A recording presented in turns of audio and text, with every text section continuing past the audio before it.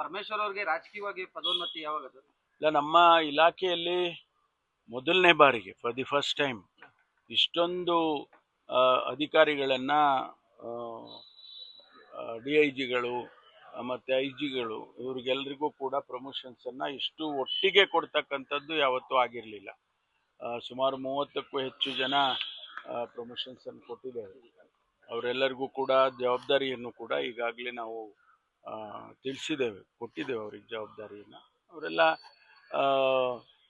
Well trained IPS officers ಆಗಿರೋದ್ರಿಂದ ರಾಜ್ಯಕ್ಕೆ ಅವರೆಲ್ಲ ಚೆನ್ನಾಗಿ ಕೆಲಸ ಮಾಡ್ತಾರೆ ಅಂತ ನಿರೀಕ್ಷೆ ಮಾಡ್ತೇನೆ. ಅಧಿಕಾರಿಗಳ ಜೊತೆ ಚರ್ಚೆ ಮಾಡಿದ್ರಾ? ಇಲ್ಲ, ಬ್ರೇಕ್ಫಾಸ್ಟ್ ಅಷ್ಟೇ ಮಾಡಿದ್ವಿ, ಏನು ಚರ್ಚೆ ಏನು ಮಾಡಿಲ್ಲ. ಬ್ರೇಕ್ಫಾಸ್ಟ್ ಅಷ್ಟೇ ಮಾಡಿ ಒಂದು ಏನಂತ ಹೇಳಿದರೆ, ಕೇಂದ್ರ ಸರ್ಕಾರದಿಂದ ನಮಗೆ ಮೊದಲನೇ ಬಾರಿಗೆ ಫಾರ್ ದಿ ಫಸ್ಟ್ ಟೈಮ್ 350 ಕೋಟಿ ರೂಪಾಯಿ ಮಾಡರ್ನೈಸೇಷನಿಗೆ ಬಂದಿದೆ ನಮ್ಮ ಇಲಾಖೆಗೆ. ಅದು ಕೂಡ ನಾನು ಕೇಂದ್ರ ಸರ್ಕಾರಕ್ಕೆ ಅಭಿನಂದನೆ ಸಲ್ಲಿಸ್ತೇನೆ. ಮತ್ತು ನಮ್ಮ ಇಲಾಖೆಯಿಂದ ಮಾಡಿದ ಪ್ರಯತ್ನ, ಮುರುಗನ್ ಅವರು ಬಹುಶಃ ಒಂದು 10 ಬಾರಿ ಹೋಗಿ ಬಂದಿದ್ದಾರೆ ನಮ್ಮ ADGP ಅವರು. ಅದು ಕೂಡ ಯಶಸ್ವಿಯಾಗಿದೆ. ಅವರಿಗೆ ಇಲಾಖೆಗೆ ಒಳ್ಳೆಯದಾಗುತ್ತೆ, ಮಾಡರ್ನೈಸೇಷನ್ ಮಾಡೋದಕ್ಕೆ ನಮಗೆ ಅನುಕೂಲ ಆಗುತ್ತೆ ಅಂತ ಹೇಳಿ.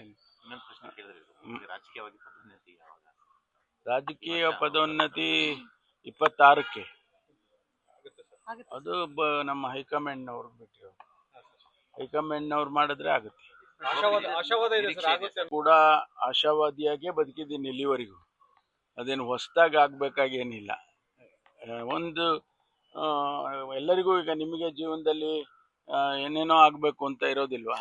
ಮನುಷ್ಯನಿಗೊಂದು ಆಂಬಿಷನ್ ಇರಲೇಬೇಕಿಲ್ಲದ್ರೆ ಮನುಷ್ಯನ ನಾವು ಆಗೋದಿಲ್ಲ. ಹಾಗಾಗಿ ನನಗೂ ಆಂಬಿಷನ್ ಇದೆ, ಎಲ್ಲರ ರೀತಿಯಲ್ಲಿ ನನಗೂ ಕೂಡ ಆಂಬಿಷನ್ ಇದೆ.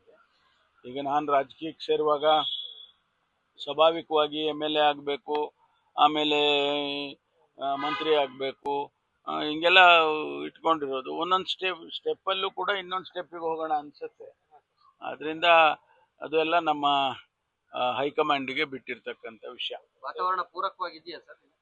ಅಲ್ಲ, ನೀವೇ ಗಮನಿಸ್ತಾ ಇದ್ದೀರಲ್ಲ, ಪ್ರತಿನಿತ್ಯ ನೀವೇ ಗಮನಿಸ್ತಾ ಇದ್ದೀರಾ ವಾತಾವರಣ ಯಾರ್ಯಾರಿಗೆ ಪೂರಕವಾಗಿದೆ ಯಾರಿಗಿಲ್ಲ ಅನ್ನೋದೆಲ್ಲ ನೀವು ಈ ಕ್ಯಾಮರಾ ಲೆನ್ಸ್ಗಳಲ್ಲಿ ನೋಡ್ತಿರಲ್ಲ.